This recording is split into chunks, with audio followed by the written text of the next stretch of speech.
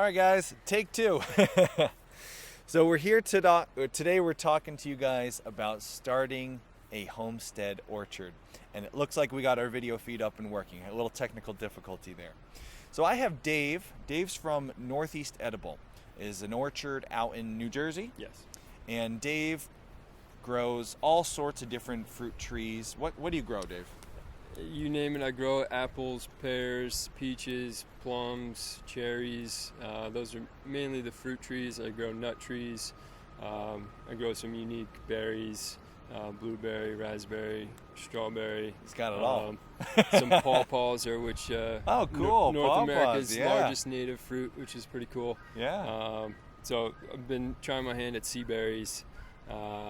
Those are a work in progress. So a little bit of everything. So Dave's got almost all the fruit you can imagine growing right over in New Jersey. And Dave has come to the farm before and actually helped me plant a few fruit trees here last year. He's here today because we have a big workshop planned. May 6th, we're going to be hosting a workshop here on the farm where you can come and learn how to plant fruit trees and fruit bushes and how to start your own homestead orchard or just a couple trees off the right way. Dave is going to be here for that event, and we're actually going to, after Dave teaches us how to do it, we're going to do some hands-on planting. But he's here today because he's helping me pick the location for our future orchard. And I thought while Dave was here, we could share with you guys live on YouTube. We could talk about what decisions you need to make when selecting a spot for an orchard, what you need to consider, and Dave can answer your questions too. So if you're joining us for this live show, make sure to tag @Homesteady in the chat box, and if you tag @Homesteady, we'll be able to take your questions at the end. So Dave, when someone decides, you know what, I want to start planting some fruit trees or some fruit bushes on the property, first off, location-wise, what advice do you give them? Yeah, there's a couple things to consider: sun, soil, water, slope, harsh environments. So you want to consider a little bit of all those things. So first of all, sun. All trees need some sun, but not too much sun. We're in the Northeast here.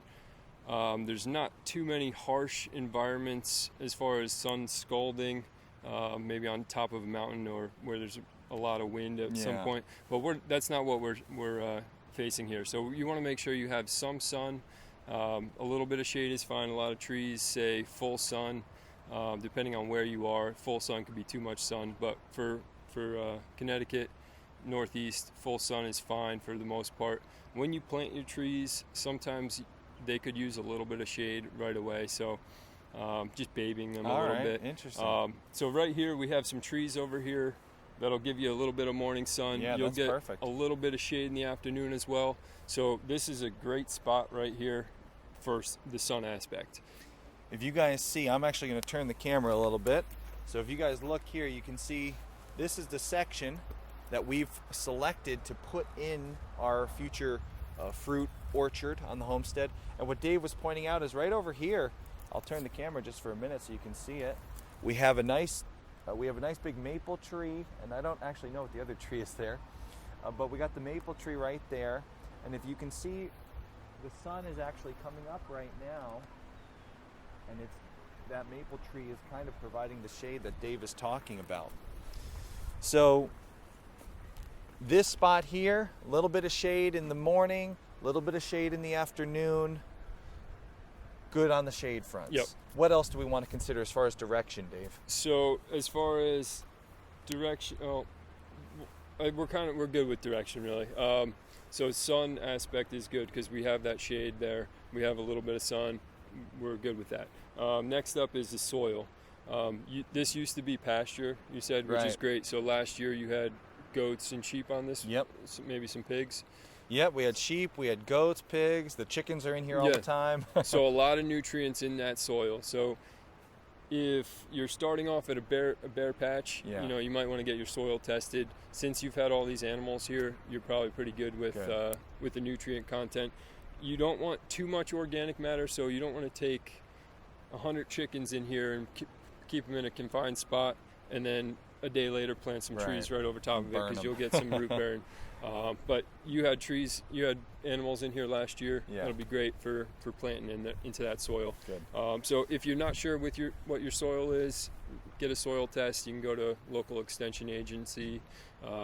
Just contact any farming group in the area. They'll be able to point you in the right direction. So soil is important. Some plants need certain requirements as far as what soil they go into. pH matters a little bit for some things. Okay. So like blueberries, if they require an acidic soil. So Right. if you have like pine trees or wood or pine Got a lot of that chips, back there. you can plant right into that. Cool. Pine trees and blueberries kind of go together. All What right. soils they like. Hemlock trees. Are those acidic enough? Not sure. I'm not sure. All right. We can look that up. We'll have to check it take out. a look. So yeah, mainly I like to stick with the fruit trees. So I don't. Yeah. Not sure about everything. And those hemlocks, we have a lot of hemlocks here. We have less pines than we do hemlocks.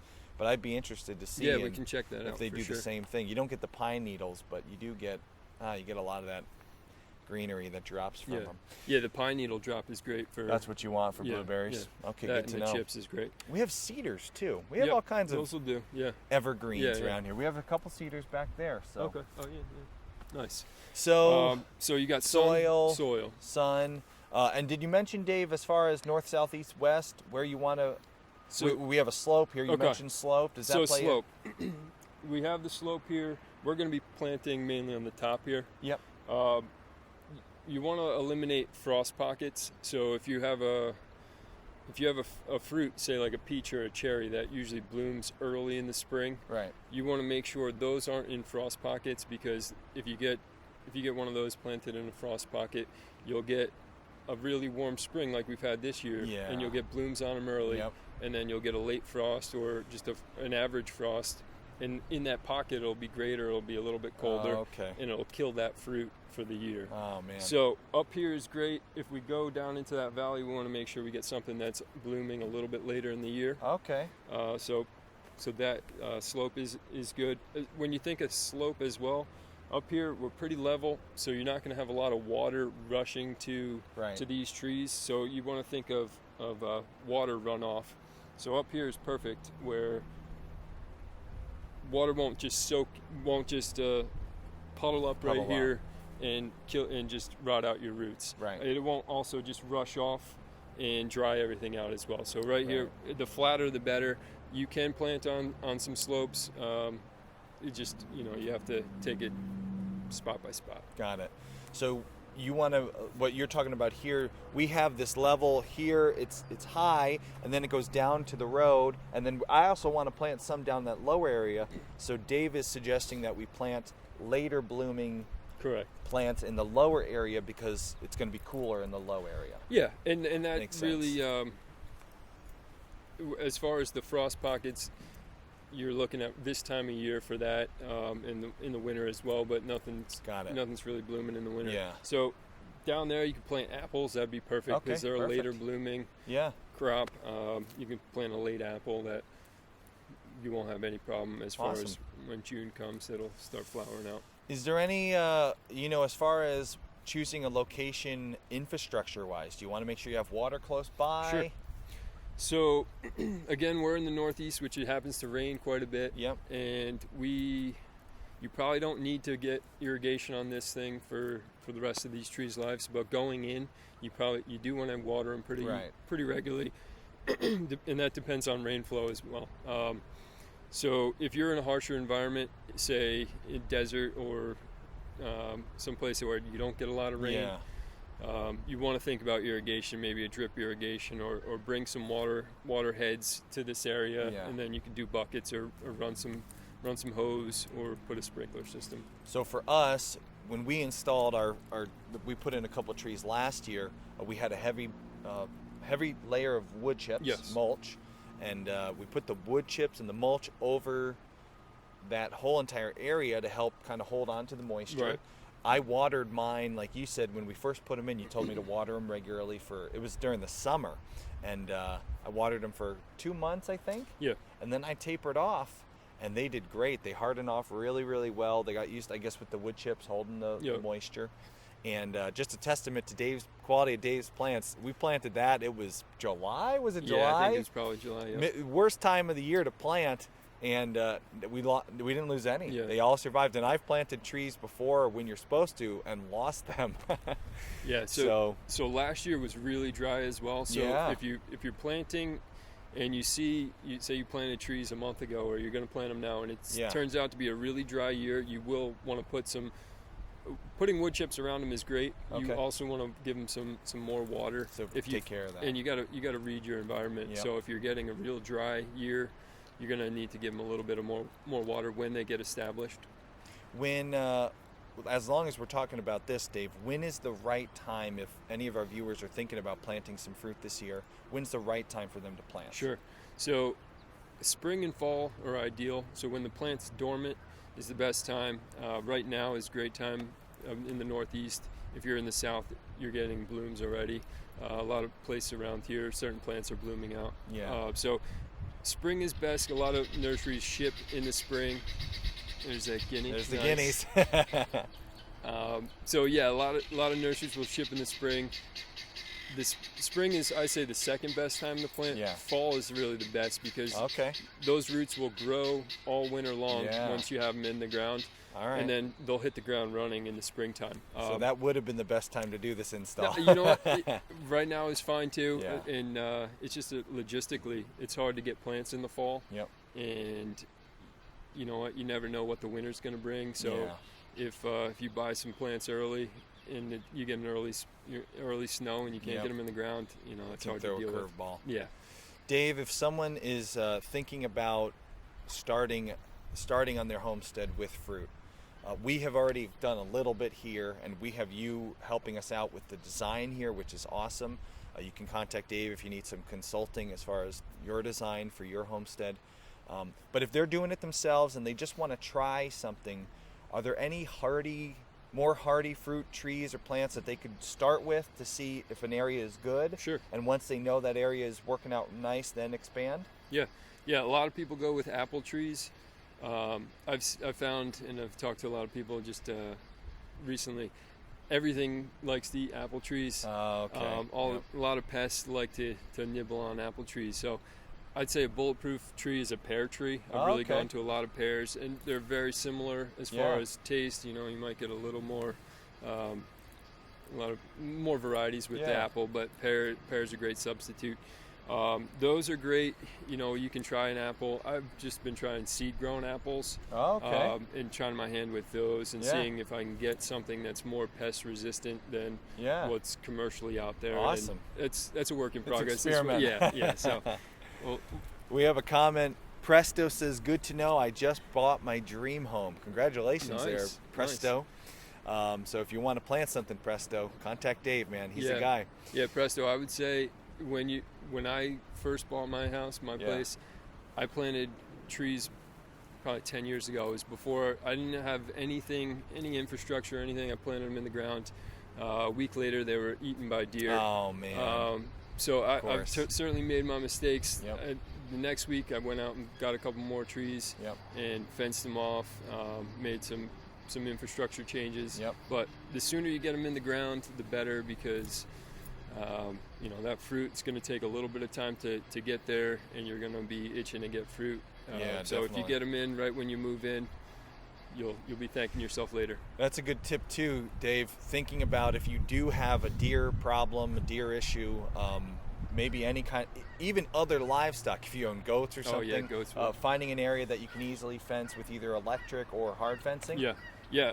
You know, I've had a good experience with electric, as far as, you know, some people might frown on this, but baiting deer in with some tin foil and some peanut butter on the electric. So think about getting zapped with an electric fence on your tongue or your nose. They're not going to come back again. So they don't come back. It's kind of like a one and done. Once one deer finds out, they shy away. So we lost her.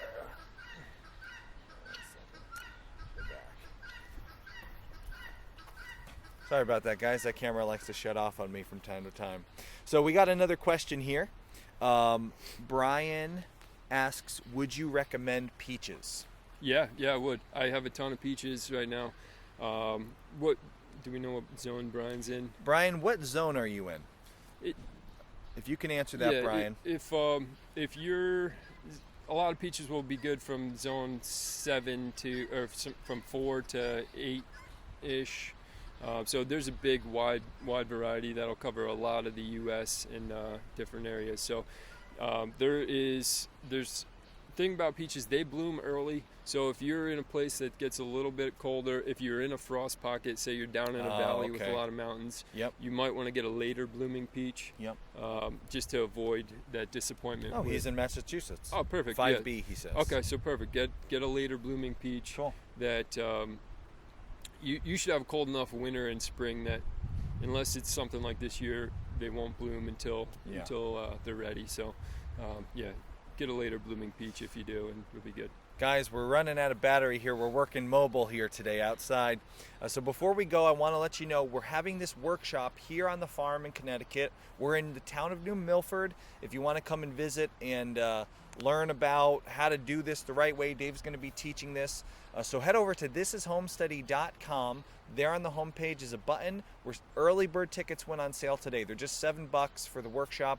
Dave will have a lot of different variety of plants that you can purchase here at a discount. We're just going to be putting some bundles together. So if you're interested in coming and learning how to do this, come visit us here in Connecticut. Head over to thisishomesteady.com, click on that button. And Dave, you wanted to do a giveaway for our viewers, right? Yeah. So we mentioned the pawpaw, North America's largest fruit, native fruit. So we're going to give away a couple of those. Awesome. To anyone who. All you have to do is head over to Dave's channel, which is Northeast Edible in YouTube. Head over to the channel on YouTube, subscribe to his channel, and then leave him a comment. Say, hi, Dave. Love to win a pawpaw. And you'll be in the run-in to win a pawpaw tree from Northeast Edible. So, guys, he's going to give a couple away, he said. So there's a couple chances to win. So pawpaws, quick thing about those, they need a partner, so a couple trees. Okay. So I'll give everybody who wins 2 trees. Gonna get 2 trees each. Yeah. I'm gonna go subscribe right now. Well, guys, hope you can join us for the workshop. Head over to thisishomesteady.com to learn more, and subscribe to Northeast Edible so you can win one of those pawpaws. I'm gonna do that right now, and we'll talk to you guys soon. Oh, Dave's going to be doing a podcast with us on Tuesday night. So if you want to ask Dave more questions, like I said, we're running out of battery here. But he'll be joining us Tuesday night at 9 o'clock for a live podcast here on YouTube. And you can ask Dave any questions you have about planning for your future orchard. So we'll see you guys on Tuesday night. There you go. That was good.